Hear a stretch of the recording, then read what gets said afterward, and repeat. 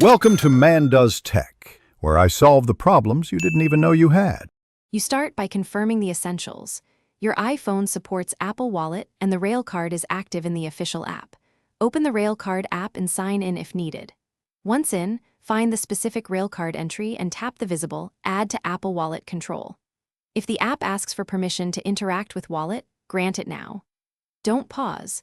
This initial add command tells your phone to create a secure wallet pass tied to that card, so watch for the next confirmation screen. Once the wallet preview appears, carefully review the pass details, your name, expiry date, and any permitted photo or identification.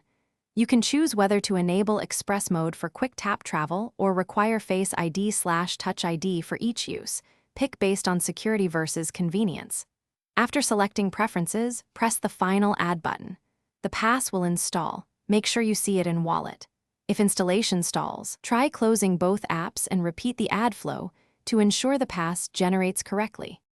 Finish by opening Apple Wallet and confirming the Railcard displays with accurate details and photo. If you enabled Express Mode, test a quick tap at a station validator to verify it works without authentication. Make sure the expiry matches your Railcard account so ticket inspectors can verify it.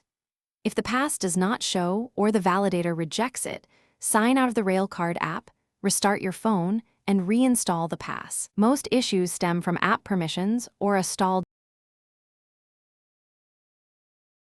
Thanks for watching.